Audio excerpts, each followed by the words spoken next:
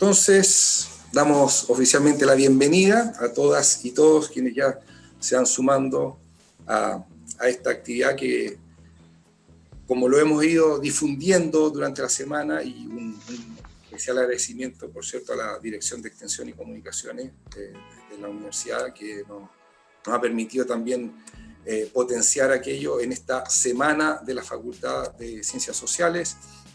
Comenzamos el lunes, ayer martes con algunas otras actividades, y hoy nuestra actividad estelar, ¿no?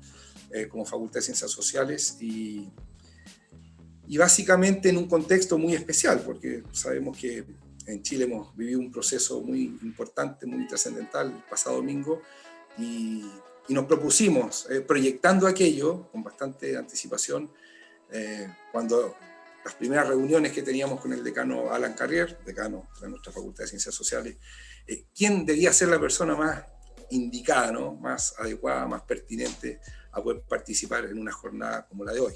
Y por supuesto que surgió el nombre de este Premio Nacional de Humanidad y Ciencias Sociales, Agustín Esquella Narducci, doctor en Derecho, periodista además.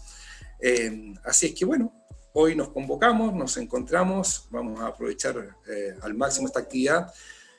Y para ello, como decía la directora Claudia Vera, desde ya tiene la posibilidad de ir ingresando sus preguntas ahí en el icono que está bajo la pantalla, ¿no? Ahí pueden ir ingresando, y en la medida que vayamos avanzando también las vamos incorporando. En primer lugar, antes de darle la palabra al decano Alan Carrier, destacar el sello de la facultad, ¿no? Hemos vivido desde el año pasado un proceso de innovación curricular, además, en cada una de nuestras carreras, pero con una particularidad, este sello en el que la Facultad de Ciencias Sociales de la Universidad de Bernardo O'Higgins se enmarca, ¿no? A partir de la construcción de un espacio académico pluridisciplinar, respetuoso de las diversidades, orientado a formar a gente empoderada social, cultural y profesionalmente, que comprenden la complejidad de la sociedad y su quehacer en ella, y por supuesto la valoración de las diferencias, ¿no? La inclusión, y conscientes del rol de articuladores sociales que somos, ¿no? En cada una de nuestras carreras, a través de la Escuela de Derecho, la Escuela de Psicología, la Escuela de Trabajo Social, la Escuela de Relaciones Públicas y la Escuela de Periodismo, que conforman esta facultad que encabeza nuestro decano Alan Carrier, a quien le damos la palabra para que inicie formalmente este webinar que hemos titulado Alcances y límites de los resultados del plebiscito para una nueva constitución en Chile. Decano, usted con la palabra. Muchas gracias, Fernando. Estimadas autoridades de la Universidad Bernardo, estimados profesores, colegas, queridos estudiantes, muy estimados profesores, invitados especiales, muy buen día. La política o más bien la forma de hacer política ha cambiado desde hace unos 20 o 30 años, según los países. En Chile también. El plebiscito del pasado es un ejemplo de esto.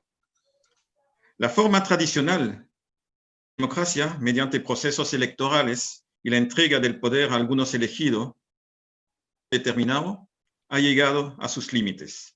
Las causas, probablemente, desde el mal uso del mandato político otorgado hasta una superposición demasiado visible de intereses económicos e intereses políticos, cosas.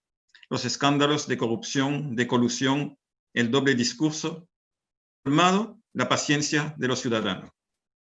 Otro factor al origen de este cambio es el capital sociocultural de los ciudadanos común y corriente.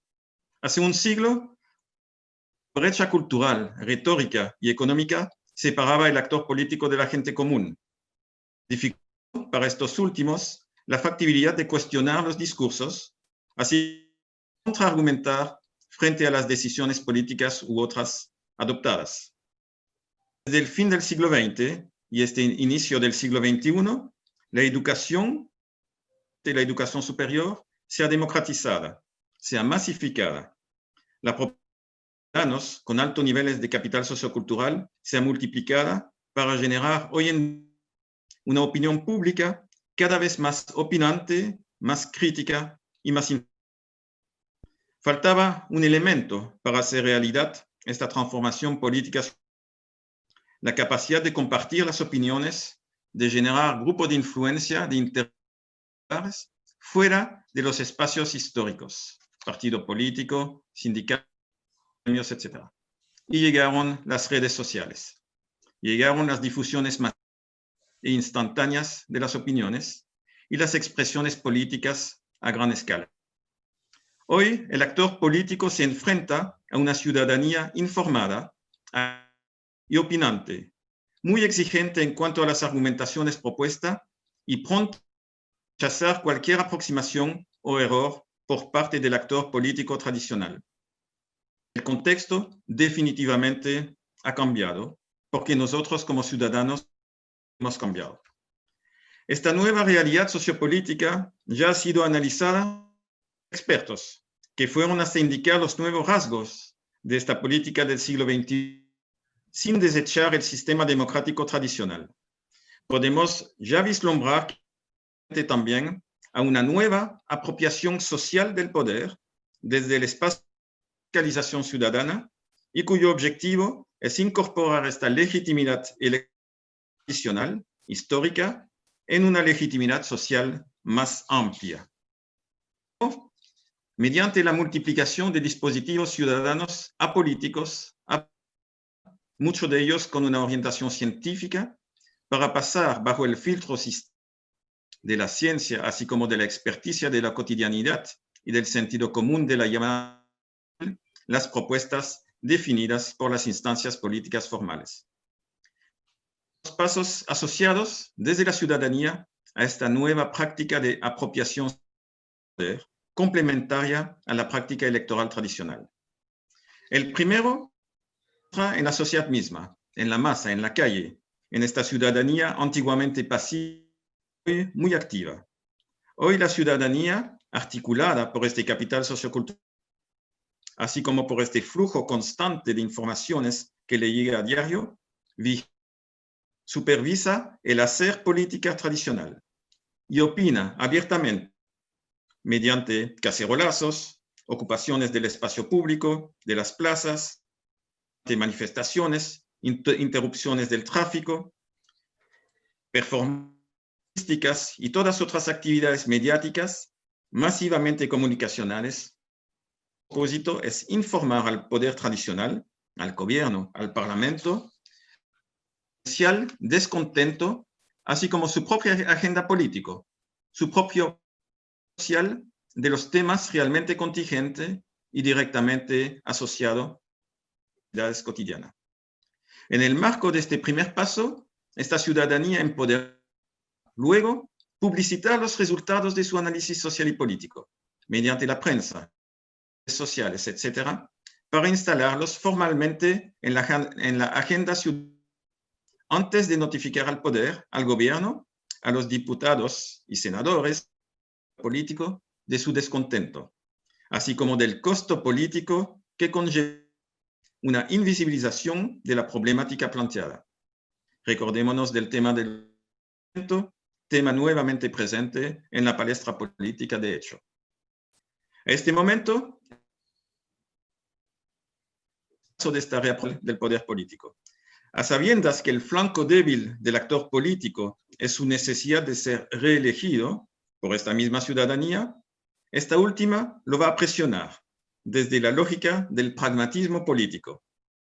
Haber perdido toda confianza en el discurso político preelectoral, en estas promesas muchas veces no cumplidas, lo que explica obviamente en parte la actual desafección por el proceso electoral, y a no querer esperar varios años más, es decir, hasta la próxima elección, para poder enmendar el camino tomado por el actor político, esta nueva ciudadanía va a utilizar la inmediatez de resultado que otorga el mecanismo del bloqueo para obstaculizar el proceso político.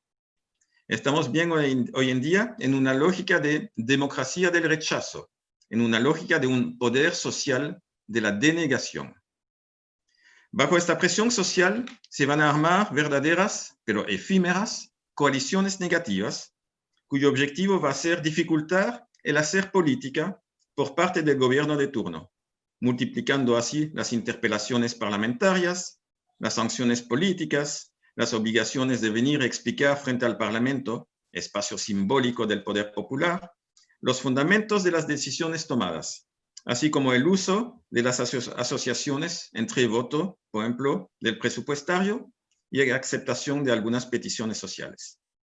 Una democracia representativa positiva tradicional, enfrentándose entonces a una soberanía social negativa.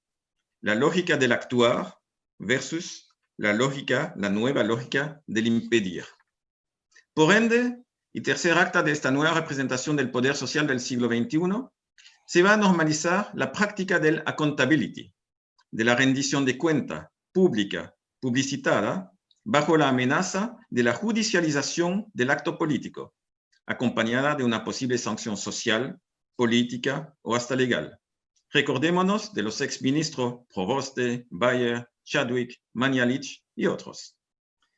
La democracia del siglo XXI, esta democracia 2.0 que podemos observar actualmente en nuestro país, como en varios otros países del planeta, se inscribe entonces todavía en la lógica de la democracia representativa tradicional, pero la va a complementar hoy en día desde la sociedad civil mediante una democracia de control social, claramente participativa, en reacción a esta desconfianza ciudadana que provocaron los abusos y las impunidades asociadas que todos conocemos. Así, a este pueblo elector del contrato social tradicional histórico, hemos hoy en día añadido un pueblo supervisor, un pueblo veto y un pueblo juez. Y mejor acostumbrarnos, porque esto es y será nuestra nueva realidad del hacer política en este siglo XXI. Muchas gracias. Muchas gracias, decano Alan Carrier. Y bueno, con ese contexto, damos paso a quien hoy nos acompaña. Lo presento nuevamente para quienes han ido integrando a esta actividad. Recuerdo, ¿no?, en el contexto de la Semana de la Facultad de Ciencias Sociales. Todo listo y dispuesto entonces para que don Agustín Esquella Narducci, doctor en Derecho, periodista además, nos alegra mucho aquello, y por supuesto, ¿no?, Premio Nacional de Humanidad y Ciencias Sociales del año 2009, pueda referirse entonces a este concepto, ¿no?, o a esta idea que hemos instalado para la actividad de hoy, que hemos titulado Alcances y límites de los resultados del plebiscito para una nueva constitución en Chile. Agustín, bienvenido entonces, y por favor, toda vuestra la palabra. Bueno, muchas gracias, decano, muchas gracias a Fernando y también a los dos Fernandos que están presentes en este momento en la pantalla y a las personas encargadas de extensión. Para mí es un agrado participar en un lugar y en un encuentro de este tipo, porque favorecen algo que el país necesita desde hace mucho tiempo y que se ha ido restableciendo poco a poco: la conversación. En relación con el tema que ustedes me han pedido desarrollar, querría referirme inicialmente a los antecedentes de lo que estamos viviendo en este momento en Chile. Y ciertamente al buscar los antecedentes más próximos, nos tenemos que remontar al mes de octubre del año pasado, en que ocurrieron dos acontecimientos muy distintos, pero a la vez muy visibles y de efectos importantes. El primero, del 18 de octubre, que fue la manifestación más visible de lo que se puede llamar con propiedad estallido social. Me refiero al incendio, a la destrucción de una cantidad muy importante de estaciones del Metro de Santiago. Pero tuvimos también en ese mes, el día 25, algo que yo prefiero, si bien está relacionado con lo anterior, distinguir: la protesta social. Eso tuvimos muchas veces a lo largo del año pasado, y la expresión más elocuente de la protesta social, así como la más elocuente del estallido, fue lo que aconteció el día 18, la protesta más visible e importante de lo que yo llamo la protesta social, una protesta social masiva, una protesta social territorialmente muy extendida y muy persistente en el tiempo. Lo más expresivo de eso fue ciertamente esa magnífica concentración de más de 1 millón de personas en la Plaza Baquedano de la capital de nuestro país. Yo hago esta distinción, si bien se trata de fenómenos o acontecimientos vinculados de alguna manera, porque personalmente al menos me quedo con la protesta social y no con el estallido social. La sola palabra estallido intimida. Si algo estalla, explota, y pareciera que todos tenemos que cubrirnos, ponernos contra la pared, o mejor dicho, detrás de la pared, porque algo se ha destrozado y las esquirlas pueden alcanzarnos. Me quedo pues con la protesta social y creo que esa protesta social presionó muy fuertemente a las autoridades políticas del gobierno, a los partidos políticos, para llegar a ese acuerdo del 15 de noviembre que abrió un itinerario constitucional para el país, respecto del cual hemos dado el primer paso el domingo recién pasado de manera muy exitosa en términos de participación y de paz ciudadana. En consecuencia, yo diría que la protesta social tuvo éxito. La protesta social ganó, y ganó, eso es lo más importante, con sujeción a las reglas de una forma de gobierno a la que nadie en Chile, espero, quiere renunciar, que no es otra que la democracia. Es cierto, como se ha dicho, que el actual proceso en que nos encontramos ha sido efecto de una presión social fuerte, la presión de la protesta social. Pero eso no debe sorprendernos, ni mucho menos debe restarle importancia o restarle valor o legitimidad al proceso en que nos encontramos, porque a lo largo de la historia de Occidente, muchos importantísimos documentos políticos han sido el resultado de la presión social y no de la generosidad espontánea del corazón de quienes ocupaban cargos de poder. Si uno se remonta a la antigua Roma, la famosa ley de las 12 tablas, mediante la cual se escrituró el derecho que antes era solo patrimonio en términos de su conocimiento de la clase de los patricios, fue el resultado de una presión social muy fuerte de los plebeyos sobre los patricios. Si uno piensa en la Carta Magna Inglesa de 1215, esta tampoco fue dada de manera espontánea por el monarca Juan.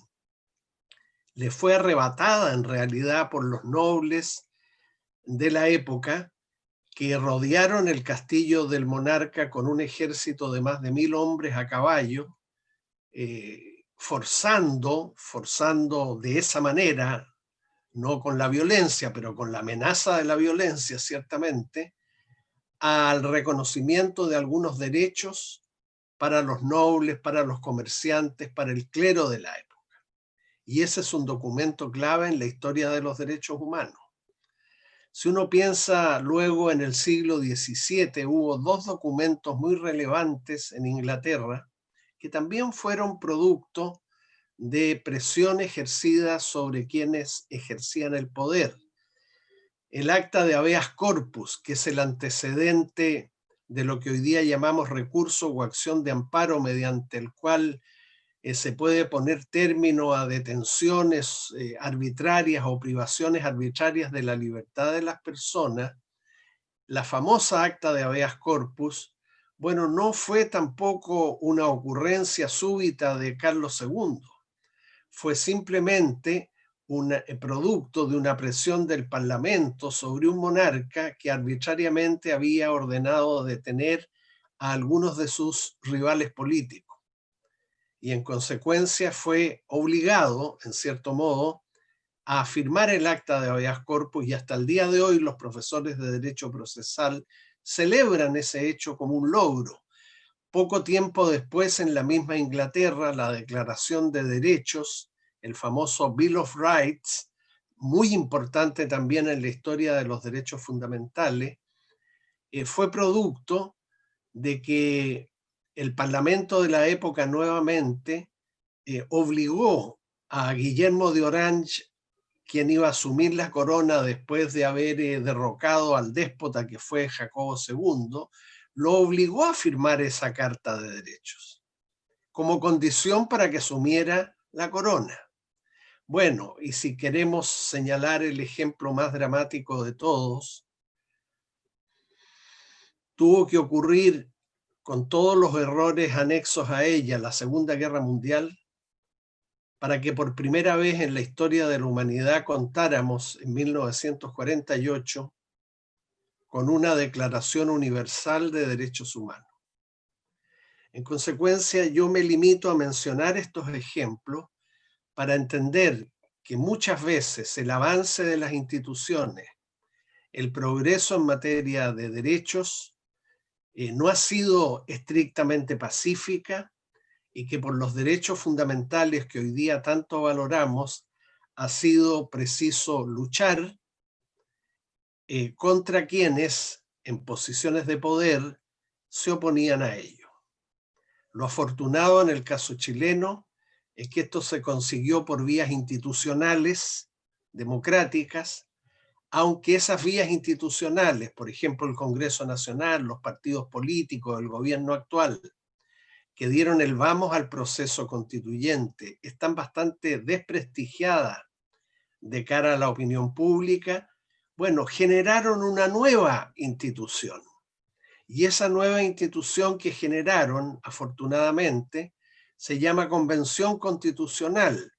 Y esa es la que la enorme mayoría de los ciudadanos aprobó como la vía más adecuada para llegar a tener más adelante un nuevo texto constitucional. Entonces, a veces las instituciones fallan, a veces las instituciones están desprestigiadas, pero son capaces de reaccionar y mediante la creación de una nueva institución democrática permiten salir del paso, salir de los problemas, encauzar los conflictos. En consecuencia, yo creo que uno puede decir enhorabuena, ciertamente, respecto de quienes votaron el pasado domingo apruebo y votaron convención constitucional.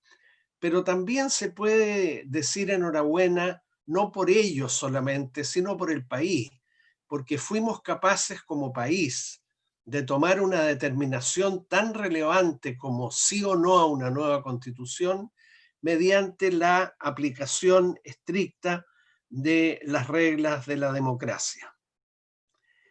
Claro, se impuso la mayoría, que es una de las reglas de la democracia, la regla de que echa mano el régimen democrático cuando el acuerdo se ha tornado imposible. No nos pudimos poner de acuerdo y no era posible ponerse de acuerdo acerca de si el país necesitaba o quería o no una nueva constitución. Si nos hubiéramos puesto de acuerdo en eso, tal vez no habría sido necesaria la votación del pasado domingo. Pero como no hubo acuerdo, ni hay acuerdo, salvo ahora en seguir adelante con el proceso, pues se echó mano de la regla de la mayoría, una regla puramente cuantitativa, se dice a veces por los enemigos de la democracia, pero como dice Norberto Bobbio, el politólogo italiano, siempre será mejor contar cabezas que cortarlas. Siempre será mejor tomar decisiones importantes, como la del domingo, y reemplazar gobernantes sin derramamiento de sangre. Siempre será mejor sustituir por el voto el tiro de gracia del vencedor sobre el vencido. No es la guerra la continuación de la política por otros medios, es al revés, creo yo. Es la política, particularmente la política democrática, la continuación de la guerra, pero por medios pacíficos. La política es entre rivales, no es entre amigos. Yo recelo mucho cuando se habla un poco románticamente de amistad cívica, como si las personas, los partidos, las fuerzas políticas que rivalizan en el espacio público tuvieran que hacerse amigos unos de otros. No, la política es un enfrentamiento entre rivales, pero es un enfrentamiento pacífico.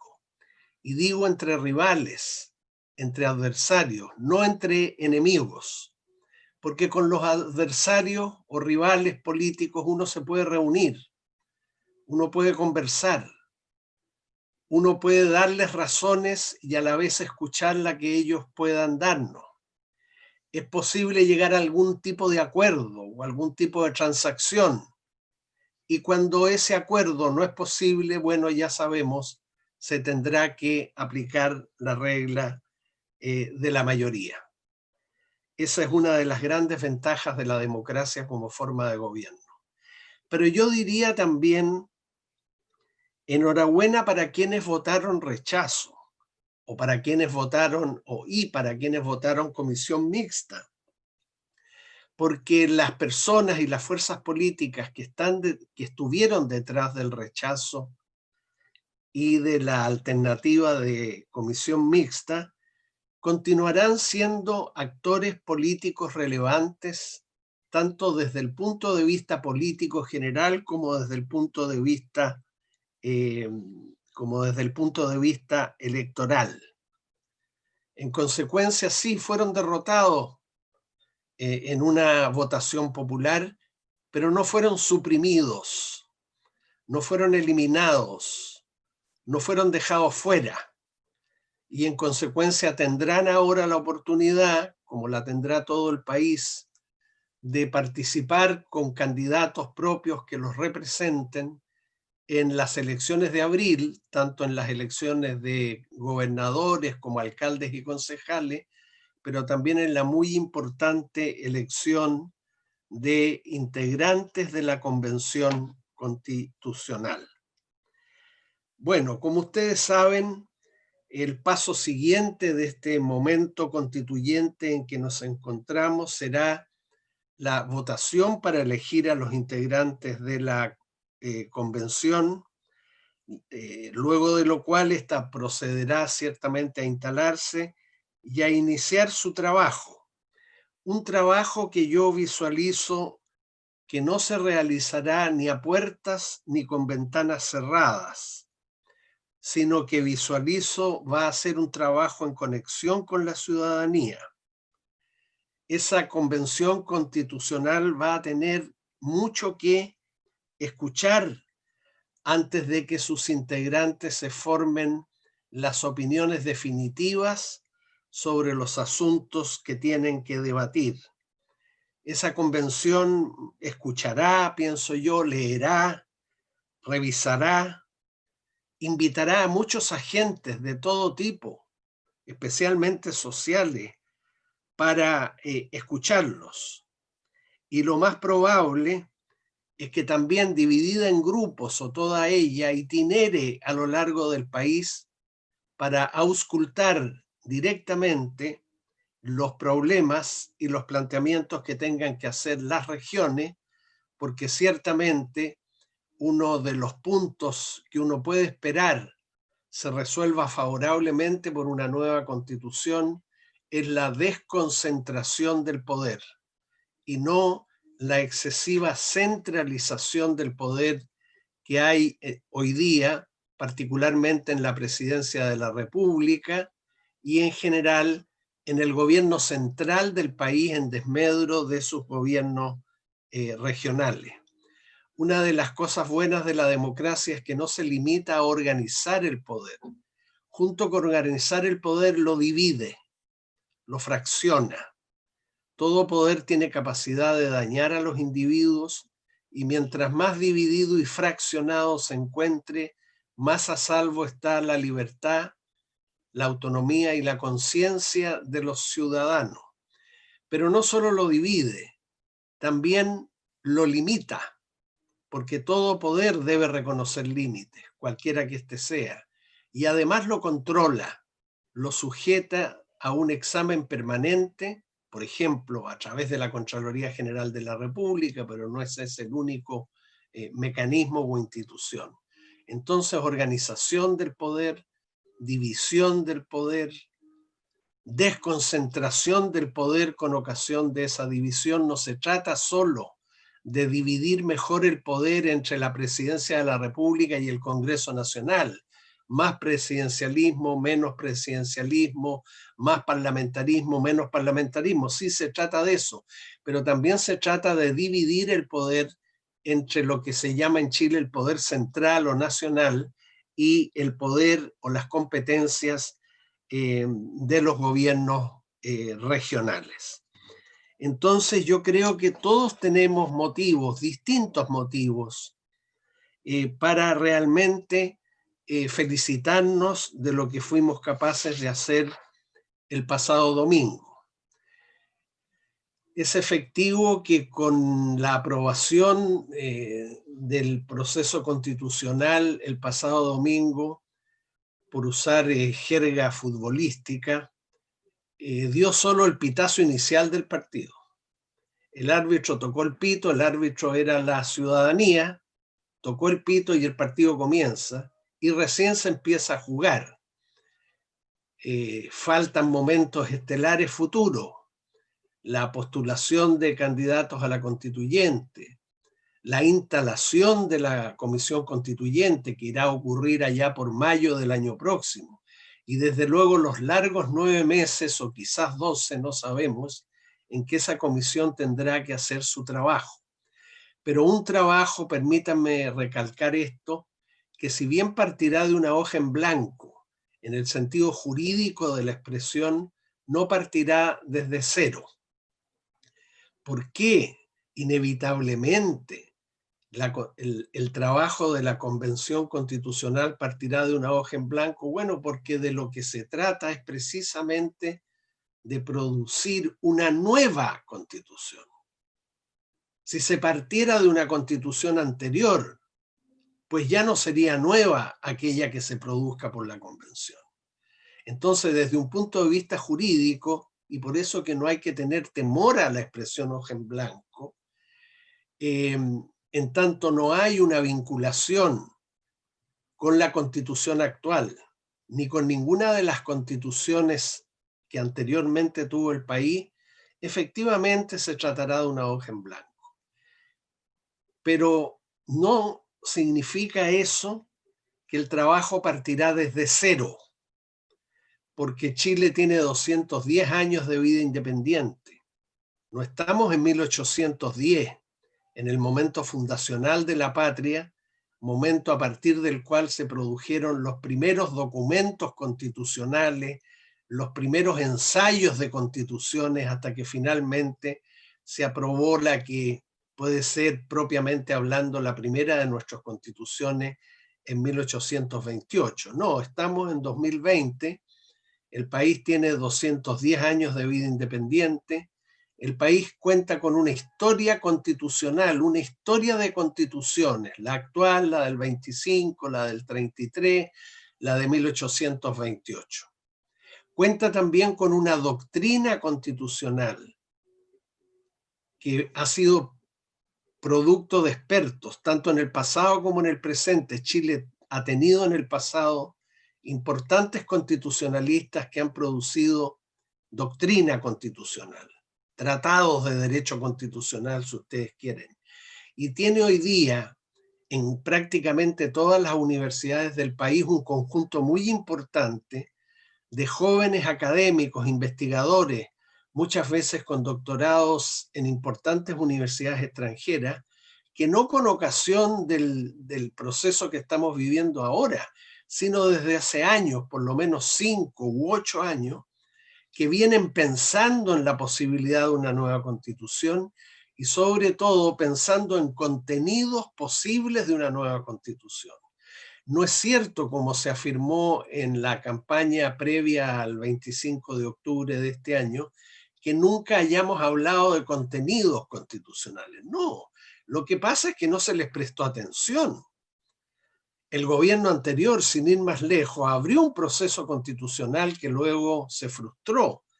Pero ahí tenemos un ejemplo a la mano. Nos haya gustado o no ese proceso. A mí me gustó, tengo que confesarlo, y lamento que se haya interrumpido porque tal vez podríamos haber tenido una nueva constitución sin crisis social y sin pandemia. Pues ahora tenemos que marchar hacia una nueva constitución en circunstancias adversas. Bueno, eso le pasa a los países cuando desaprovechan sus oportunidades. Del proceso constitucional abierto por el gobierno anterior, todo un sector político del país lo miró con profundo desdén. E incluso partidarios de la propia presidenta Bachelet incurrieron en expresiones desdorosas o cuando menos irónicas, ¿no? Hubo un ex senador de la República de militancia socialista que afirmó que plantear en ese momento un cambio de constitución era como fumar opio. Bueno, parece que habríamos hecho mejor fumando opio, si es que se trataba de eso, que tener que estar ahora, por la fuerza de los hechos, recorriendo un camino que nos tiene, yo espero, a todos esperanzados, pero en circunstancias, claro, que no se pudieron prever, pero que son muy adversas, sobre todo por esta abrumadora pandemia que estamos todos padeciendo.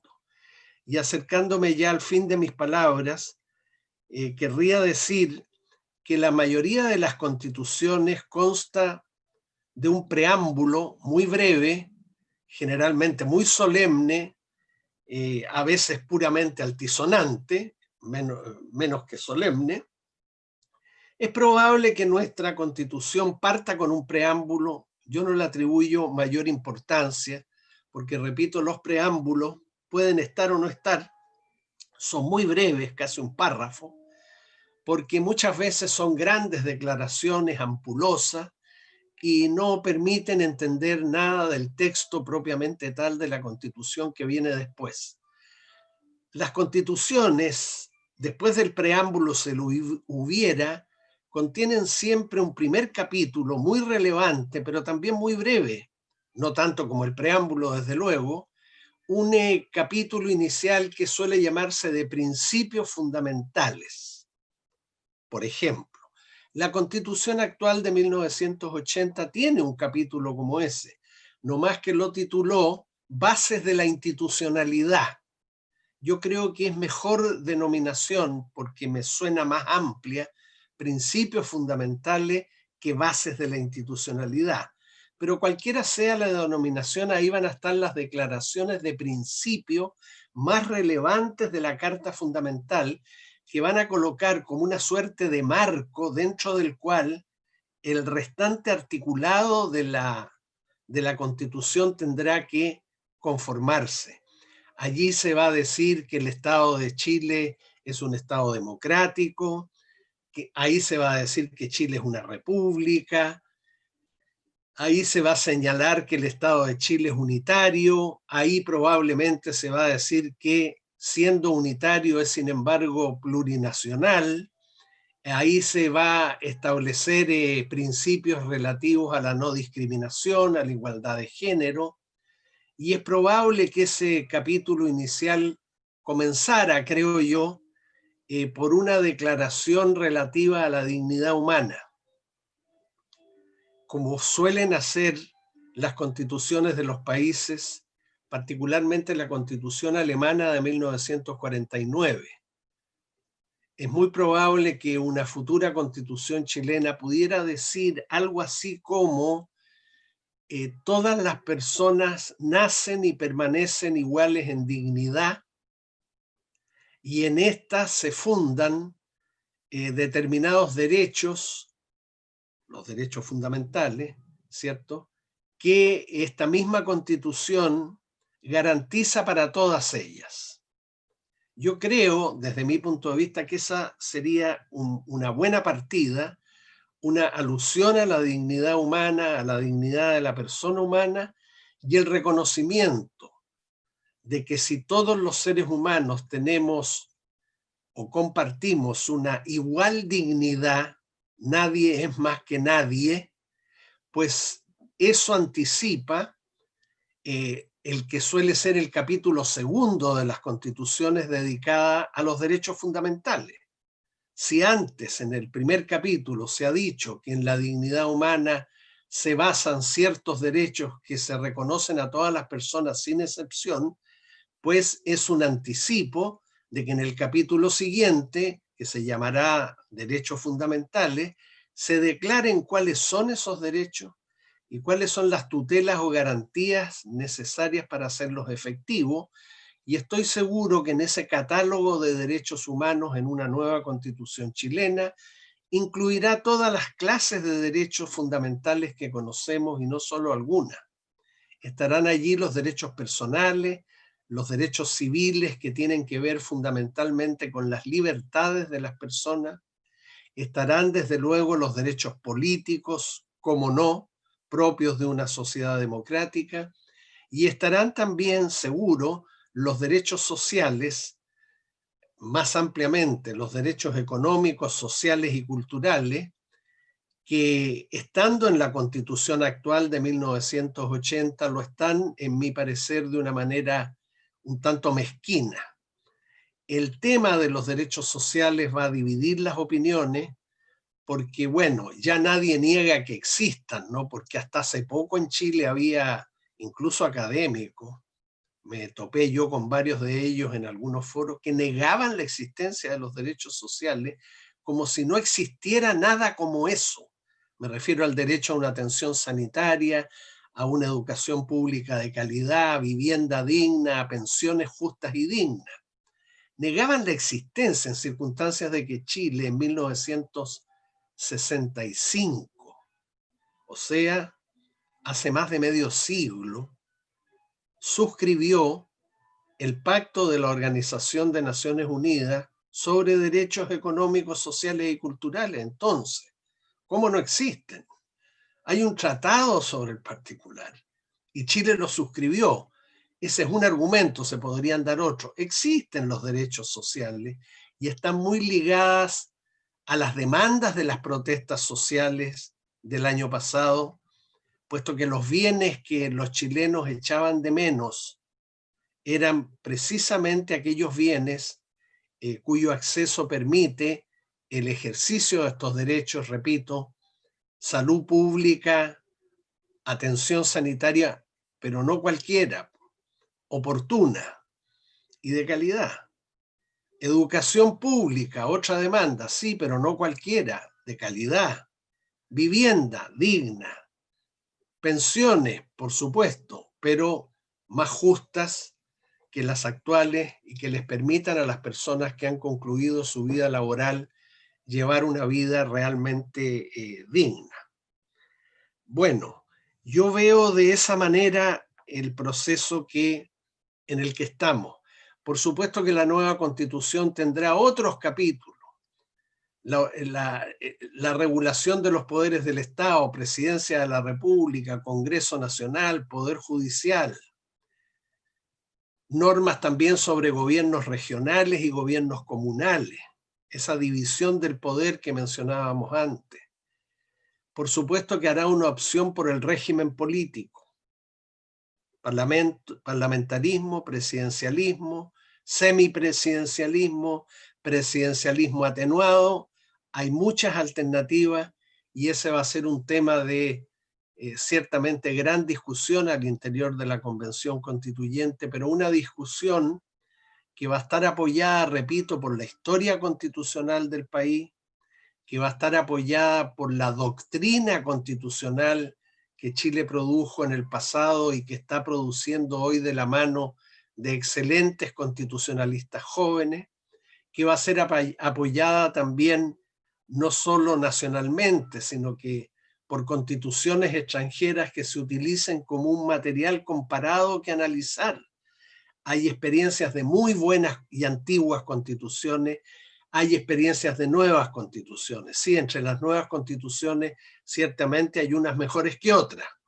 Bueno, se pondrá atención, espero, a las mejores, porque también uno puede aprender de la experiencia de otros países, de la doctrina de otros países.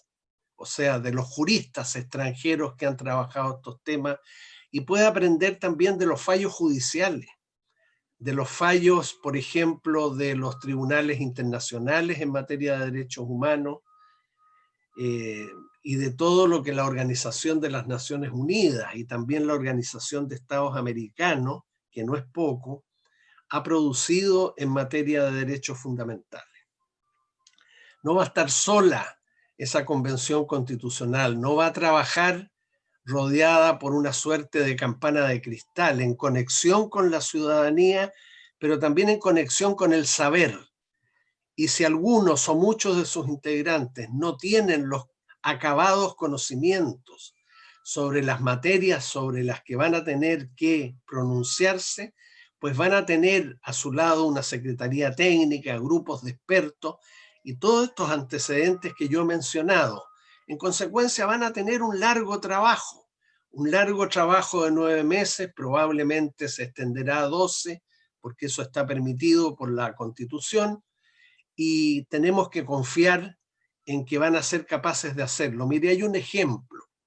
En el gobierno de la presidenta Bachelet se formó un consejo para la transparencia y contra el tráfico de influencias y la corrupción en el país. Tuve el honor de estar presente en ese consejo. La presidenta Bachelet le puso un plazo de 45 días. Claro, era mucho menos que una constitución, pero era un plazo muy exiguo.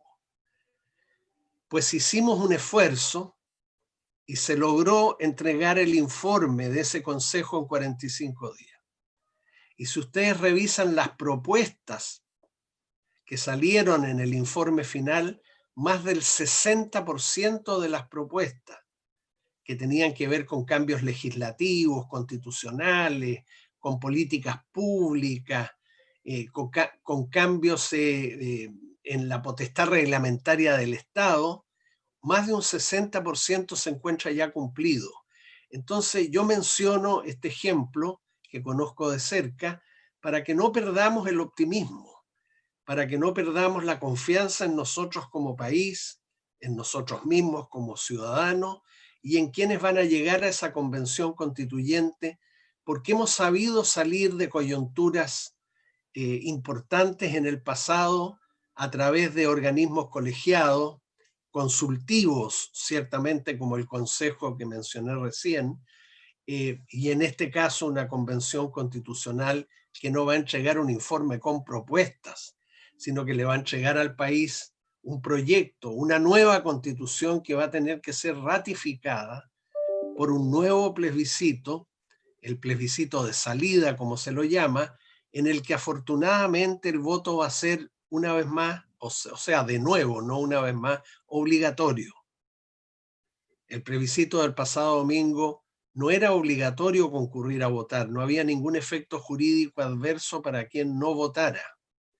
Pues el plebiscito de salida tendrá voto obligatorio, lo cual parece mucho mejor, porque si bien el derecho de sufragio es, como su nombre lo indica, un derecho, pues es también un deber político, un deber moral.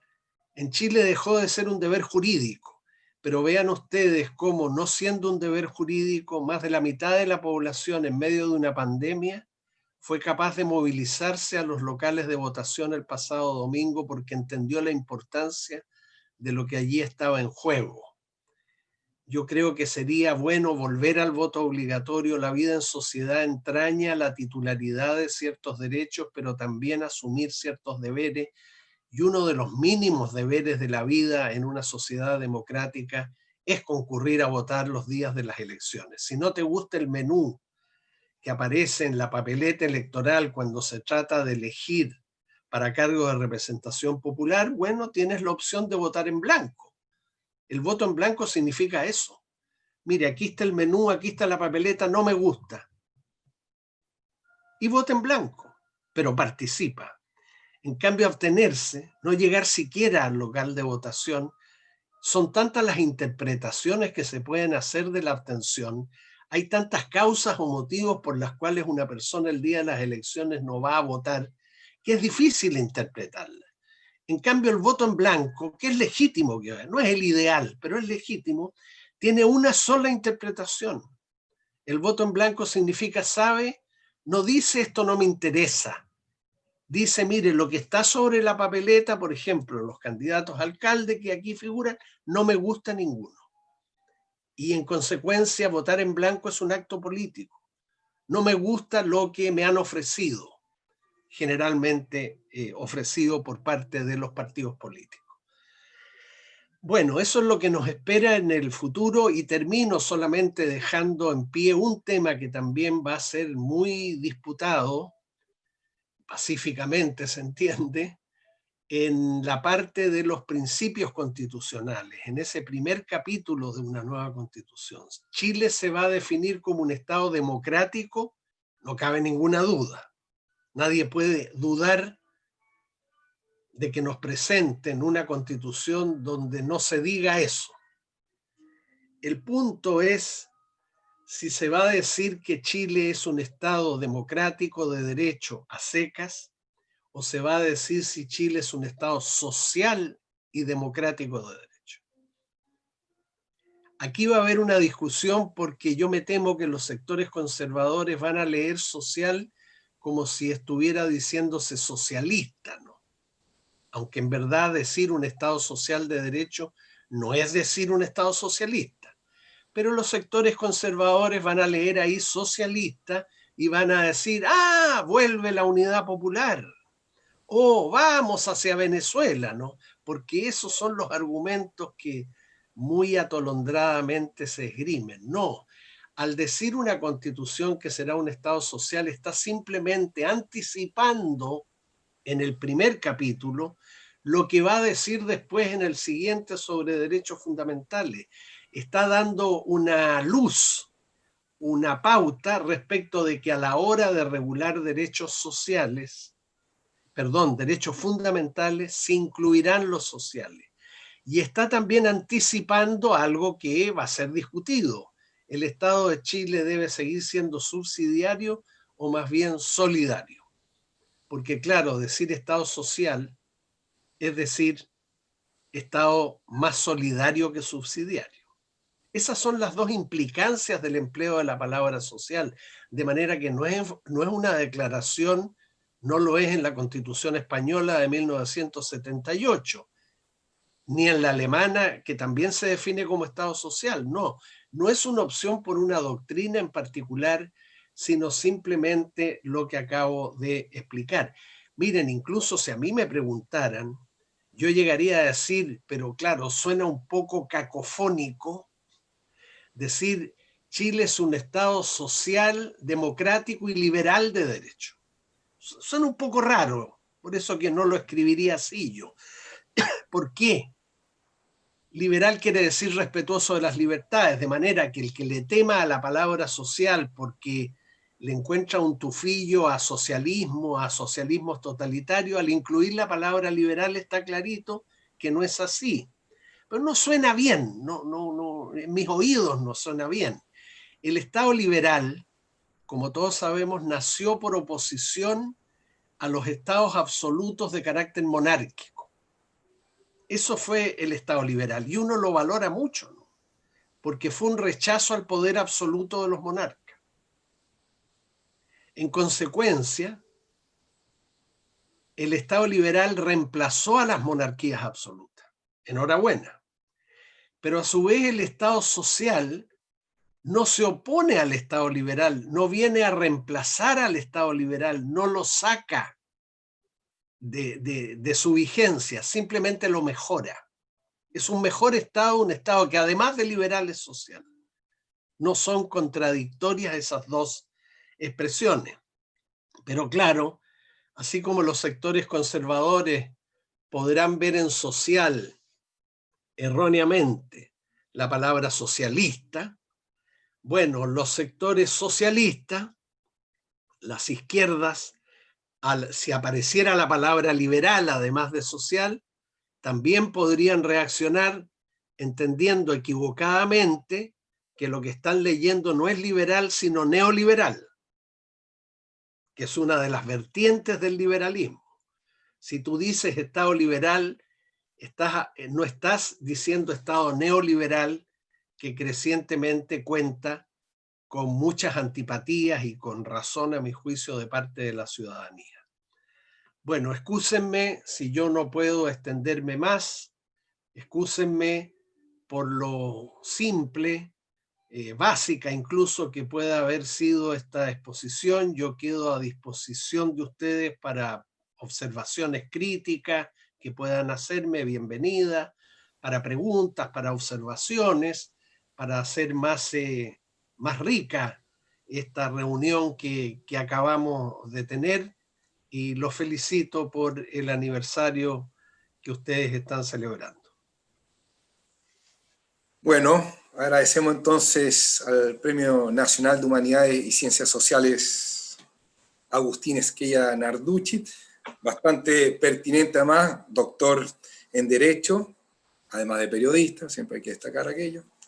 Y al panel que presentábamos al principio junto al decano de nuestra Facultad de Ciencias Sociales, Alan Carrier, también hago mención al director de la Escuela de Derecho, doctor Fernando Villamizar, y también al académico de la misma escuela, doctor Mauricio León, quienes son parte de este equipo hoy a propósito de las preguntas que ya van surgiendo. Y Agustín, efectivamente, hay varias preguntas, muchas y muchos quieren compartir con ustedes, y me voy a permitir comenzar con nuestro vicerrector académico, doctor Jorge Arias, quien junto con saludarlo, agradecer su presencia, ilustrativo relato de la actual situación y proyección, plantea a nuestro vicerrector que le gustaría saber su posición respecto de cómo hacer frente a la tensión que existirá entre las expectativas de la sociedad, porque, como dice él, una nueva carta fundamental mejore su actual condición socioeconómica y, por otra parte, los recursos disponibles en el país. Entonces, aquellos que resultan esenciales para hacer realidad el goce efectivo de los derechos económicos, sociales y culturales. Gracias al vicerrector académico Jorge Arias por su pregunta también. Agustín, la palabra para usted. Bueno, primero, es bueno que los pueblos tengan expectativas. Es bueno que los pueblos sean capaces de imaginarse mejor de lo que están, porque de pronto, no es ese el sentido de la pregunta que acabo de escuchar ciertamente, pareciera que no debiéramos tener muchas expectativas, que tenemos que rebajar nuestras expectativas. Yo me pregunto por qué. ¿Acaso cada uno de nosotros individualmente ajusta a la baja sus expectativas o tiende más bien a tener más que menos expectativas? De manera que, enhorabuena que Chile esté teniendo expectativas. Pero claro, el sentido de la pregunta era, ¿no nos estaremos haciendo demasiadas expectativas en relación con una nueva constitución? Es probable que sí, pero no tenemos una base empírica confiable para suponer que la mayoría de los chilenos están pensando en que una nueva constitución va a proveer soluciones inmediatas a problemas contingentes. Yo creo que crecientemente la población, y muchas entrevistas a la salida de los locales de votación el pasado domingo lo evidenciaban, las personas se dan cuenta que este es un paso, que es un paso importante, pero que obviamente es un paso que no basta, y sobre todo en materia de derechos sociales, no basta con declararlos en la Constitución, hay que tutelarlos, porque si no van a ser letra muerta escrita en un papel. Bien, los derechos sociales la tienen difícil porque exigen muchos recursos, pero a ver, también exigen muchos recursos los derechos políticos, ¿no? ¿Cuánto gasta el país en el financiamiento de la actividad política, en el financiamiento de los partidos, en el financiamiento de las campañas, en el financiamiento de una franja electoral, en el financiamiento del servicio electoral, en el financiamiento de los tribunales electorales que existen a nivel de regiones y a nivel del país? Pues bien, gastamos mucho dinero en los derechos políticos y está muy bien. Todos los derechos, no solo los sociales, cuestan dinero. Y en los derechos personales o civiles, esos que tienen que ver con la libertad de pensamiento, de expresión, de desplazamiento, de reunión, de asociación, de emprendimiento de actividades económicas lícitas, entre los cuales se cuenta, y estoy seguro que se va a seguir contando, incluso el derecho de propiedad, que también es un derecho fundamental. Esos derechos cuestan mucho dinero. Hay que instalar un poder judicial para que los proteja. Hay que instalar un organismo como la Fiscalía Nacional. Hay que instalar una Defensoría Nacional. Hay que financiar policías. Hay que financiar gendarmes. Hay que financiar establecimientos carcelarios. Bien, todos los derechos cuestan dinero, pero los derechos fundamentales, todos ellos justifican ese gasto, ciertamente, porque se trata precisamente de derechos fundamentales. Declarados y tutelados por una nueva constitución, los derechos sociales no van a concretarse de inmediato. Nuevamente tendremos ahí un proceso, pero al estar declarados por la Constitución y tutelados, van a forzar no en el sentido de fuerza física, a los legisladores futuros, a los gobiernos futuros, a las políticas públicas del futuro, a las autoridades administrativas del futuro, para que hagan todo lo posible o todo lo necesario, mejor, para avanzar en la concreción de los derechos sociales. Que estén en la Constitución tiene este efecto, no el de que al día siguiente que la Constitución entra en vigencia esos derechos se concretizan todos y para todos, no, pero sí tienen el efecto de que vinculan a los gobiernos, a los legisladores, a los jueces, también los vinculan, de manera de que posteriormente a la Constitución, a través de leyes comunes, no constitucionales, a través de resoluciones administrativas, a través de políticas públicas, a través de sentencias de los jueces, esos derechos sociales consagrados en la Constitución se vayan desarrollando de la manera más eficaz posible. Gracias, don Agustín. Hay varias preguntas vinculadas directamente con la Convención Constitucional propiamente tal. Las vamos a dejar para un poquito más adelante, para darle vida primero a esta primera parte, ¿no? A propósito de derechos fundamentales que usted planteaba, Maite Jara, una doble pregunta. Por una dice, ¿cree usted que en la nueva Constitución se estipule el derecho a la vida? Esto impediría, dice ella, la legislación del aborto, que fue una de las consignas que se plantearon.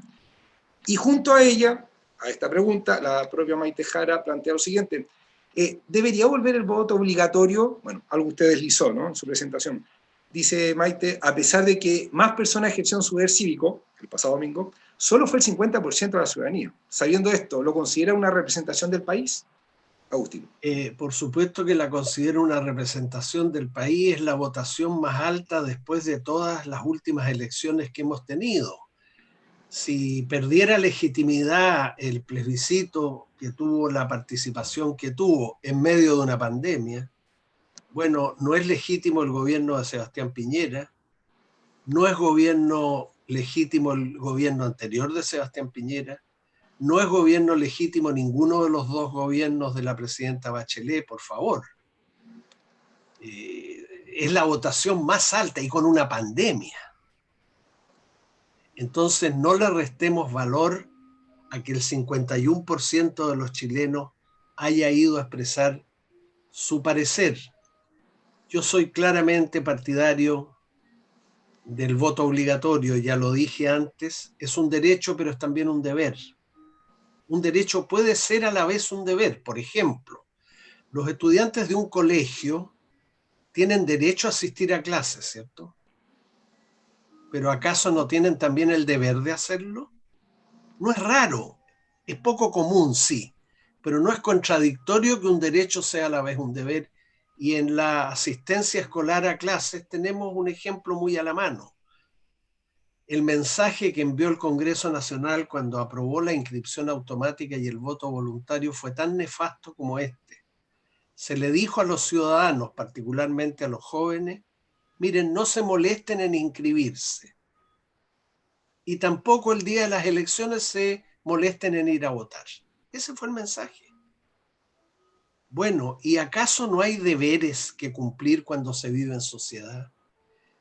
La Declaración Americana de Derechos del Hombre se llama Declaración Americana de los Derechos y Deberes del Hombre.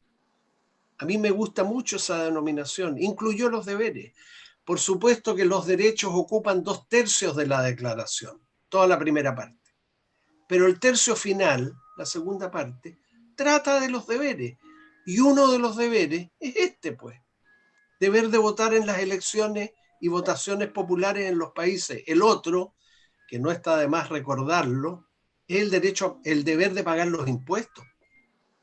Porque en Chile tenemos niveles de evasión y elusión tributaria espectaculares, ¿no? Deber de pagar los impuestos, basta ya. Revisemos también las exenciones tributarias. ¿Por qué tanta exención tributaria? Hay grandes empresas que contratan legiones de abogados y contadores para evadir o eludir impuestos, ¿o no? O para sacar la riqueza fuera del país, en circunstancias que fue riqueza producida en Chile, con trabajadores chilenos, con infraestructura chilena, con instituciones chilenas, con leyes chilenas. Ah, no, pero esos que a veces presumen de patriotas no confían en su país, no invierten en su país y se van a un paraíso fiscal. Ojalá se termine eso alguna vez, porque también hay deberes tributarios que cumplir. Respecto del derecho a la vida, por supuesto que existe un derecho a la vida. El punto es que si a partir de ese acuerdo, ¿quién podría negar que se trata de un derecho que en verdad es el derecho a conservar la vida, ¿no? Porque si alguien no nace, ¿podría reclamar derecho a tener vida? O sea, ojo, ¿eh? Es como el derecho a la salud. No hay un derecho a la salud, todos nos enfermamos, ¿no? Si hubiera un derecho a la salud, pues cada enfermo podría ir a protestar frente al Congreso, frente a la moneda, decir, por favor, me he enfermado, yo tengo derecho a la salud. No es a la salud, a ser sanos. Todos enfermamos de algo, lamentablemente. Es derecho a atención sanitaria oportuna y de calidad. Y en el caso del derecho a la vida, sí, todos entendemos lo que se quiere decir. Nadie puede ser privado arbitrariamente de la vida. En la pregunta yo escuché la palabra consigna en favor del aborto. Siempre las opiniones de los demás son consignas ideológicas y las nuestras, solo porque discrepan de ellas, son verdades. Están ajenas a cualquier ideología.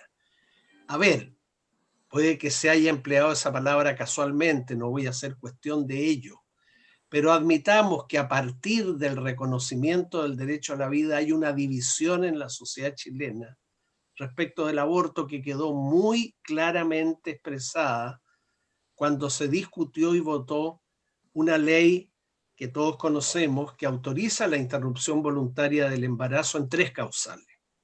¿Y por qué pasó esto?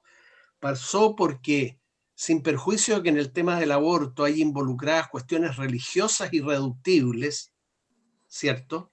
Que yo las pondría entre paréntesis porque Chile es un estado laico, no es un estado religioso que tenga que seguir la doctrina de ninguna religión, de ninguna iglesia. Enhorabuena, ¿no? Porque los horrores que se cometieron cuando los estados eran confesionales o estados, por ejemplo, en otras geografías del mundo que lo siguen siendo, estados teológicos, ¿no? Son nefastos. Causan mucho dolor a las personas, mucha discriminación, mucha persecución. Pongamos entre paréntesis la cuestión religiosa que está involucrada en el aborto, pero aunque uno la ponga entre paréntesis, ¿cómo no admitir que el tema del aborto, incluso en las 3 causales, y ni qué decir un aborto libre que se pudiera permitir mañana, por ejemplo, en las primeras 6 semanas del embarazo, sin ninguna expresión de causa ni motivo, tiene una fortísima carga moral. Es evidente, uno de los asuntos que más divide a las personas sinceramente desde un punto de vista moral. Hay personas que desde sus convicciones morales creen que el aborto en cualquier circunstancia, y ni qué decir el aborto libre, es intrínsecamente moral, pero hay personas que de buena fe creen también que no todo aborto es intrínsecamente inmoral. ¿Cómo salimos del problema? ¿Tiramos una moneda al aire? No, ¿cierto? Debatimos, discutimos, como se hizo a propósito de la ley de aborto en 3 causales, y finalmente se habrá de legislar en un sentido o en otro. A mí personalmente, pero esto vale solo lo que valgo yo, me parece suficiente con la ley de aborto en las 3 causales. Pero el tema va a quedar abierto hacia adelante, como va a quedar abierto también el tema de la pena de muerte. Afortunadamente no hay pena de muerte en Chile, pero yo creo que la mayoría de los chilenos podría estar de acuerdo con la pena de muerte. Entonces todos decimos derecho a la vida, pero inmediatamente en la bajada hacia el aborto nos dividimos. En la bajada a la pena de muerte nos volvemos a dividir.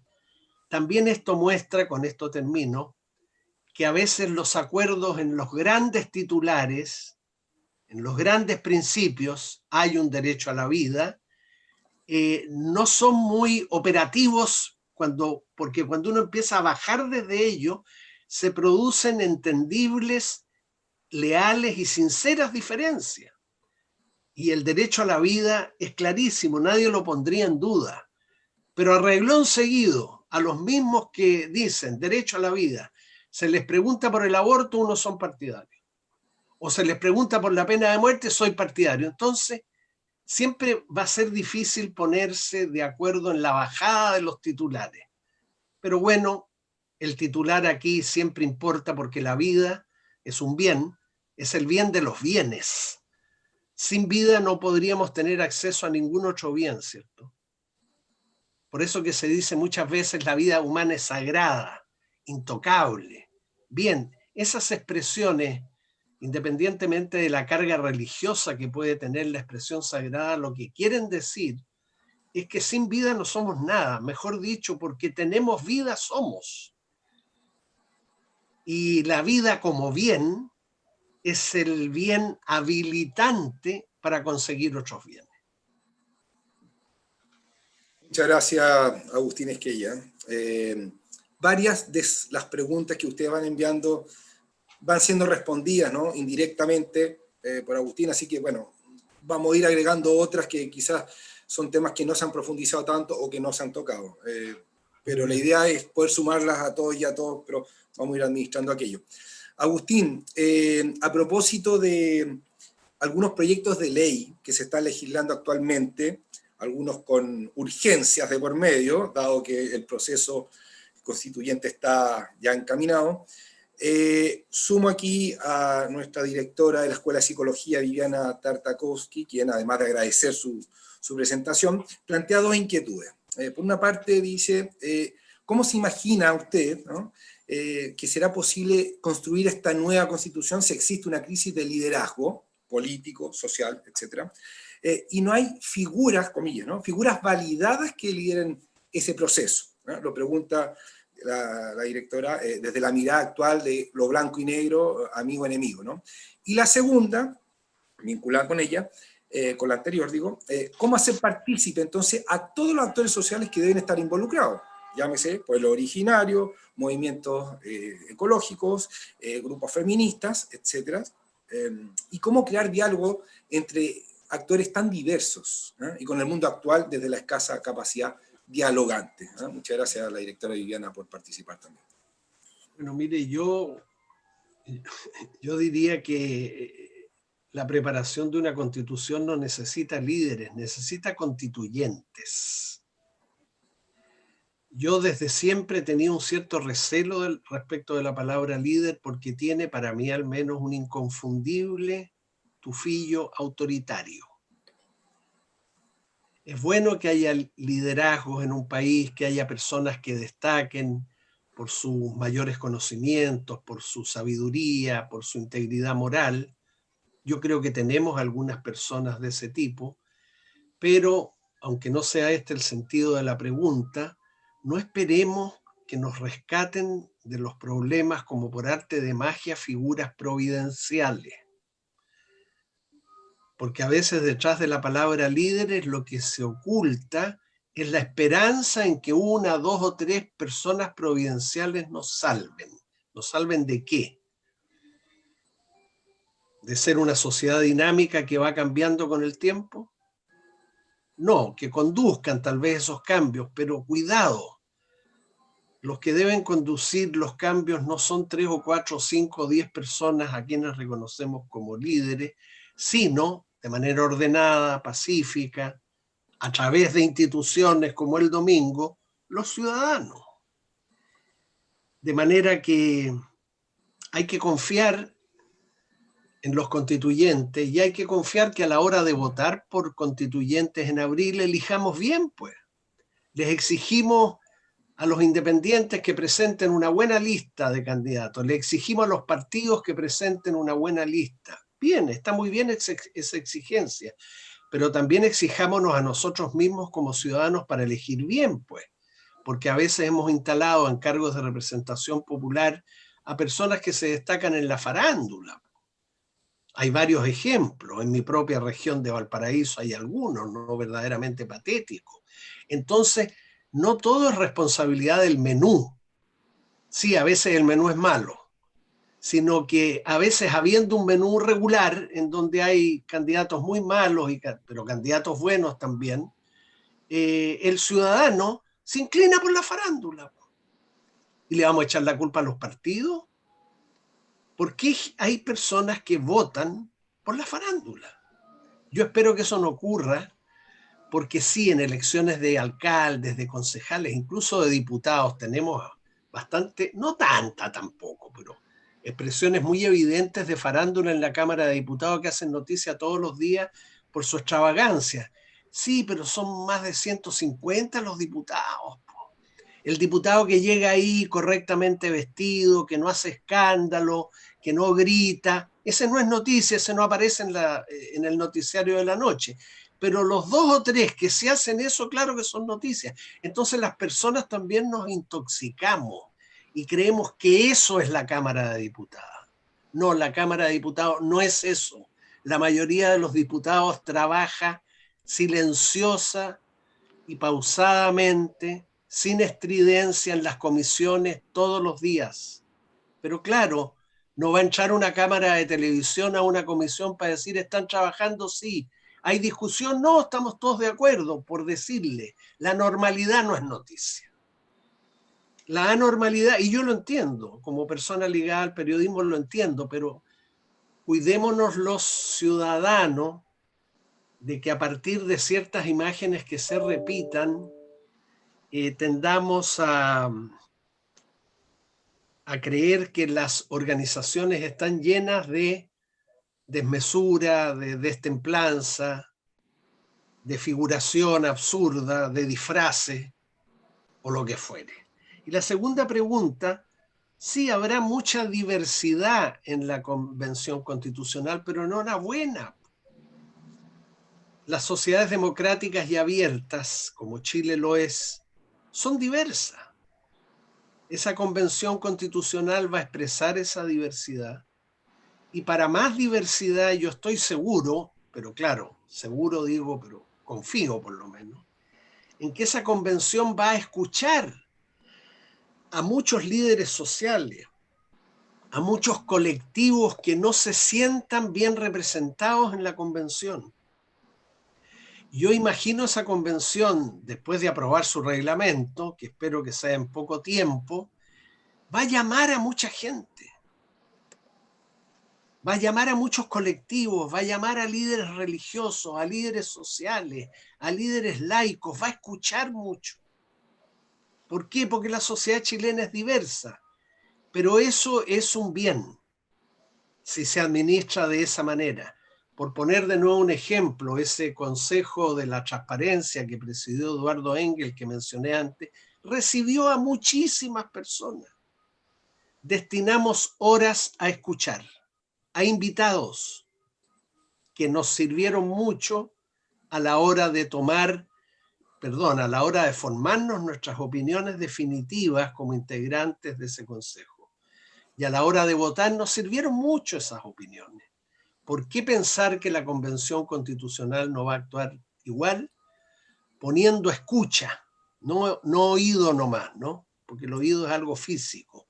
Poniendo escucha, que es algo que ocurre en el cerebro, la escucha, ¿no? No va a poner escucha a la diversidad del país. Se la tendrá que poner, y claro, en eso está en un problema, ¿cierto? Porque va a escuchar voces discrepantes. Pero bueno, pues, esas son las que tenemos, y por lo mismo la convención va a tener que hacer opciones, que espero sean sensatas, si no razonables, razonadas, ¿cierto? Puede que alguna decisión de esa convención no nos parezca razonable a algunos o a otros, pero todos tenemos derecho a exigir que esas decisiones sean cuando menos razonadas, es decir, que tengan una justificación, un fundamento, aunque no nos gusten.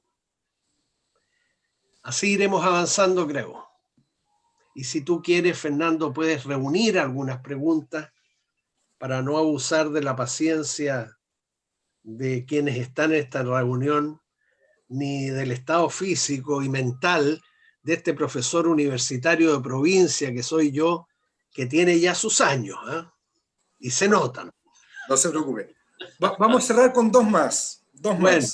En rigor son dos temas. Agrupadas bueno. varias agrupadas en estos dos temas. Le pido a Agustín que se ponga el cinturón de seguridad porque le va un bombardeo de 4 y sabemos que con su honestidad nos va a orientar. Gustavo Cerasi, ¿le interesa ser parte de la convención que redactará la nueva constitución? Eric Vergara, ¿usted tiene pensado formar parte del equipo que redactará la nueva constitución?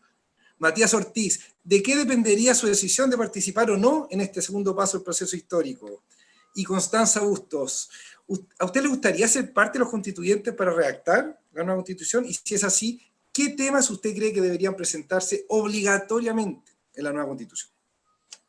Mira, yo con la misma franqueza que se formulan las preguntas respondo sin ninguna ambigüedad que si bien yo decidí involucrarme fuertemente en el momento constituyente en que nos encontramos, no he decidido si involucrarme o no en el momento propiamente constitucional que vendrá después, o sea, a partir de abril del próximo año. Yo llamo momento constituyente ahora, estamos constituyendo, sí, a una nueva constitución, vamos a constituir la convención constitucional, momento constituyente. El momento propiamente constitucional lo va a ejecutar esa convención. Involucrarme allí, tengo fuertes dudas, partiendo por mi edad. Creo que la edad pone siempre limitaciones al trabajo de las personas. Y segundo, porque además de eso estoy convencido hace mucho rato que es el momento de los jóvenes. No digo de los jóvenes de 17 años o 18 años, ¿por qué no? Si hay alguien de 19 años, si es ciudadano, puede estar ahí, enhorabuena. De los jóvenes siempre podemos aprender, no solo enseñarles. Pero estoy pensando en la generación de chilenos de 65 hacia abajo, de 50, 55. Yo los llamo jóvenes, claro, ellos puede que ya no se sientan tan jóvenes, pero vistos desde mis 76 años son jóvenes. Apuesto mucho a eso, a lo que se llama adulto joven, personas formadas, personas ya formadas, con criterio, con algún grado de experiencia y no tanto en personas mayores como yo. Yo, para decidirme, además de cuestiones de carácter personal que tengo que ponderar, estoy a la espera de que se promulgue la ley sobre postulaciones de independientes. Yo no milito en ningún partido, ni he militado nunca en un partido político, no obstante tengo una posición política, creo que no he cambiado nunca y bastante clara. No es necesario militar en un partido para eso. Y no está claro tampoco la cuestión de los pactos y subpactos. Si las listas de independientes van a poder ir en pactos y subpactos con listas de partidos, no está claro, porque no hay ley. Y por otra parte, tampoco está clara la cuestión de los pactos y subpactos, que no depende de una ley, sino de la voluntad de los partidos. Mientras ese panorama no se despeje, yo considero, al menos en mi caso, que sería un poquito irresponsable, atolondrado, decir yo soy candidato a la constituyente. Falta claridad, faltan reglas, faltan decisiones de los partidos que yo voy a sopesar en su momento para tomar una decisión definitiva. Y en cuanto a los temas, bueno, yo creo que va a ser fácil para la Convención Constitucional ponerse de acuerdo en los temas que va a tener que regular. O sea, digamos, en los capítulos de una nueva Constitución. Dicho más burdamente, en el índice. Yo creo que una de las primeras cosas que va a escribir la Convención, este es el índice de la futura Constitución. Capítulo 1, principios generales. Capítulo 2, derechos fundamentales. Capítulo 3, no sé, presidencia de la República. Yo creo, porque hay un cierto consenso bastante universal acerca de cuáles son las materias que deben estar en una Constitución, porque no todo el derecho debe estar en una Constitución. Sería demencial aspirar a que todo esté allí. Son ciertos temas en los que hay bastante acuerdo y en consecuencia yo he mencionado solo algunos. Agreguen ustedes Poder Judicial, Fuerzas Armadas, Contraloría General de la República, Tribunal Constitucional. Hay ahí varios titulares de lo que pueden ser algunos de los capítulos del nuevo texto constitucional. Va a ser fácil ponerse de acuerdo en eso. Bien. Agustín, la última. Sabemos que el profesor Esquella tiene que ir a hacer clase también, así que Sí. con esta liberamos, ¿no? Y esta tiene, bueno, creo que la dejamos, va a haber un consenso, la dejamos al último porque tiene un tinte bastante especial. Nosotros, Universidad Bernardo Higgins, Institución de Educación Superior, el concepto de educación está inmanente, ¿no? En todas partes, ¿no? Y de pedagogo a pedagogo va esta. Voy a citar aquí la pregunta del decano de la Facultad de Educación, doctor Manuel Cortés, quien, bueno, junto con agradecer por supuesto la exposición, plantea lo siguiente: ¿cómo vislumbra usted, profesor Esquella, la discusión que se dará respecto al artículo 19, inciso 11, sobre la educación, comillas, libertad de enseñanza? Si nos responde esto, Agustín, le damos otro premio nacional, porque de verdad que es increíble. Bueno, la libertad de enseñanza es una de las libertades que permanecerá, estoy seguro, en una nueva constitución. Yo personalmente, claro, no va a depender de mí, es verdad. Soy un firme convencido de que la libertad de enseñanza debe existir y que incluye la libertad para fundar y gestionar establecimientos educacionales de cualquier nivel, en educación primaria, secundaria, superior. Yo creo realmente en eso. Otra cosa, pero que tal vez no va a resolver la Constitución, es cuál debe ser el comportamiento del Estado en relación con las iniciativas educacionales legítimas que se instalen en el país. ¿Deberá tener el Estado un mismo grado de apoyo, de compromiso? Estamos hablando básicamente de compromiso financiero, con instituciones privadas, respecto de instituciones que son claramente públicas o de instituciones que más que públicas son estatales. Eso divide las opiniones, pero eso puede estar librado a la discusión democrática del futuro Parlamento. No es necesario que la Constitución entre en detalles sobre el particular, pero a la pregunta no tengo ninguna duda de que la libertad de enseñanza estará ahí, porque es una de las libertades que, como todas las libertades, no estamos dispuestos a renunciar a ella, porque la libertad de enseñanza también favorece eso que antes llamamos diversidad. Pero ojo, perdónenme que diga esto, mi experiencia en las universidades, yo fui rector de la Universidad de Valparaíso 8 años y he seguido vinculado a esa universidad de la que fui rector. Hay que mejorar los proyectos educativos, particularmente en el nivel de la educación superior y ni qué decir en el caso de las universidades, porque muchas veces los proyectos educativos solo esconden oportunidades de negocio. Sabemos, ha habido universidades en Chile, que son en realidad negocios educacionales que son legítimos. Todo negocio es legítimo si se ajusta a la ley y a las buenas costumbres y al orden público. Pero, a ver, digamos que es un negocio. ¿Ah? Y no hablemos de proyectos educacionales cuando en verdad lo que hay detrás de los dueños y controladores es el propósito legítimo de hacer dinero para ellos. Ese propósito es legítimo, pero también habrá que preguntarse cuando se discutan leyes en el Parlamento, bueno, ¿con qué límites es posible hacer dinero en materia educacional? Sí se puede hacer dinero, digamos que se puede, pero ¿no habrá algún límite? Porque yo creo que uno de los problemas que hemos tenido en los últimos años y que pusieron de manifiesto las protestas sociales del año pasado, es que en materia de derechos fundamentales, estos no pueden quedar librados al mercado. No puede transformarse la salud, la educación, la previsión, como se hizo en Chile, en oportunidades de negocio. Los privados pueden y deben colaborar en la satisfacción de derechos fundamentales. Puede haber seguros médicos privados que complementen un sistema de salud pública, por supuesto. Clínicas privadas, por supuesto. Pero tiene que haber primero un sistema público de salud al que todos puedan tener acceso. De ahí para arriba, las personas más pudientes podrán beneficiarse con un seguro y con la posibilidad de ir a clínicas mejores. Bien, yo personalmente no tengo reparos en eso, pero creo que en el caso chileno y en la salud y sobre todo en la previsión, esto es muy notorio, se incurrió en el exceso de considerar que los prestatarios deben ser exclusivamente privados. En el caso de la previsión es clarísimo, ¿no? Bien, puede haber entidades previsionales privadas o compañías de seguro que entren en el tema previsional y colaboren a recaudar recursos y a mejorar las pensiones, pero ¿cómo no haber ahí una presencia más fuerte del Estado, ¿no? Pero claro, también de un Estado eficiente, ¿no?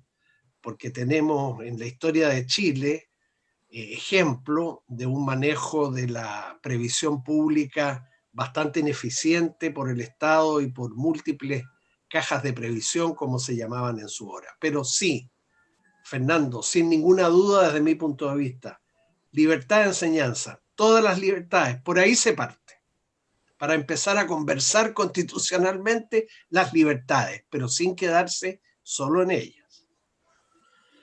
Muchas gracias, don Agustín Esquella Narducci, pues, Premio Nacional de Humanidades y Ciencias Sociales del año 2009, tan vigente como siempre, doctor en Derecho, periodista, profesor de aula, en fin. Decano Alan Carrier, decano de la Facultad de Ciencias Sociales, usted cierra este evento, podríamos estar hasta la hora infinita, pero y a todos quienes participaron con sus preguntas, esperamos que de alguna u otra manera Agustín Esquella tangencialmente, directamente, indirectamente fue entregando distintos puntos, no nos alcanza el tiempo, pero esperamos haber satisfacido todas aquellas inquietudes. Decano, usted con la palabra. Muchas gracias, Fernando. Muchas gracias, don Agustín, por esta presentación muy, muy interesante. Algunas palabras de cierre de esta actividad. Estos últimos días hemos escuchado cientos de opiniones, análisis, muchas veces coyunturales, apuntando a identificar los perdedores de los vencedores del plebiscito del domingo pasado, a diseñar un continuum que iría del fracaso al éxito, a la luz de los resultados porcentuales que todos conocemos. Es realmente fundamental la lectura polarizada de un proceso que conlleva con él, siempre, estructuralmente hablando, una bipolaridad ideológica, unas subjetividades propias a cualquier proceso político. La política consiste en el arte de administrar en una misma sociedad miradas distintas asociadas a percepciones de intereses específicos. Hacer el reflejo de la diversidad social existente, la subjetividad es su realidad y por lo tanto lo es también la polarización de los resultados de sus procesos. En un movimiento continuo dictado en nuestra realidad democrática por la regla de la mayoría, nada más que eso. Lo contingente es efímero, en el espacio político. A tratar de leer una realidad societal desde este enfoque y sacar conclusiones de largo aliento conduce probablemente a una equivocación sociopolítica. ¿Qué hacer entonces? ¿Cómo entender el recién proceso plebiscitario? Justamente así, desde su proceso y no desde sus resultados. El proceso que condujo a la realidad del domingo pasado no fue exento de riesgos. De hecho, nace de eso. El riesgo social y el riesgo de ruptura democrática experimentado factualmente el año pasado, pero cuyas raíces económicas, sociales, políticas, lo hemos visto, son mucho más profundas y antiguas. La crisis del año pasado ha visibilizado una situación límite, socialmente hablando, y las expresiones del descontento social experimentadas han ilustrado a la vez la extrema marginalización de algunos, así como la transversalidad ciudadana del malestar social percibido. Pero lo que fue y es destacable hasta ahora es la respuesta política entregada por los actores formales de aquel entonces, todos ellos, y aunque fuera por susto. A pesar del caos, a pesar del miedo, se logró mantener la resolución de esta grave crisis claramente sistémica, en el juego democrático, y eso sí es destacable. La aceptación ideológicamente transversal del juego democrático, mediante la generación de una consulta popular, fue difícil a superar por muchos. Pero más allá de esta dificultad, que iba a conllevar un importante costo político, y los actores políticos ya lo sabían, todos decidieron mantenerse en el juego, en el proceso democrático, y aceptar sus resultados. Y esto, más allá de las divisiones políticas lógicas en cualquier sociedad, representa la verdadera victoria, a mi juicio, más allá de los porcentajes del domingo pasado, que reflejan nada más que la amplitud del actual descontento social. La sociedad chilena, incluyendo la clase política, ha optado por la vía democrática para mejorar su funcionamiento y sigue haciéndolo, como lo hemos visto este domingo. Chile ha demostrado al mundo y a sí mismo, primeramente, que sus raíces sociopolíticas hoy en día son claramente democráticas y que son profundas, lo suficiente como para resistir a una crisis de una amplitud desconocida. Y esta demostración valórica, estructural, experimentada además en un contexto de doble crisis, política y económica por una parte, sanitaria por otra parte, es mucho más generador, a mi juicio, de resultados positivos que la ecuación del domingo pasado, por importante que sea una reflexión más pragmática e ideológica. ¿Por qué? Porque refleja una toma de conciencia social transversal a nuestra sociedad, porque refleja un apego democrático potente, así como probablemente las premisas de una sociedad futura, actualmente en construcción, pero sin duda ninguna más justa y más feliz. Así que esta vez, no más de por la razón o la fuerza. Hoy, en este inicio del siglo XXI, debemos apuntar simplemente, genuinamente, pero definitivamente hacia la razón. En nombre de la Facultad de Ciencias Sociales, quiero darle las gracias a todos y todas por haber participado de esta actividad académica y específicamente, obviamente, al profesor Agustín Squella por todos sus aportes en esta mañana. Muchas gracias a todas y todos y hasta pronto. Gracias, decano. Gracias, decano. Profesor Agustín, algunas palabras que quizás quiera para cerrar. No, nada más que reiterarles mis agradecimientos por esta oportunidad. Yo no desecho ninguna de las oportunidades que instituciones como la vuestra abren para activar la conversación, sobre todo cuando entre los participantes hay jóvenes que están en un proceso de formar sus propias opiniones, y estas cosas, estas actividades yo creo que le vienen bien. Esos jóvenes tienen que sentirse bien en el presente que tienen, Tienen que tener en cuenta, claro, el pasado que tenemos como país y desde luego tienen que pensar en lo que más les interesa a ellos, el futuro. Muchas gracias, profesor Agustín Esquella. Le quedó claro que cuenta con un fan club bastante numeroso, que lo anda siguiendo por todas partes, así que a la hora de decidir si va o no va, bueno, hay gente detrás, ¿no? Son ustedes muy generosos, son muy generosos.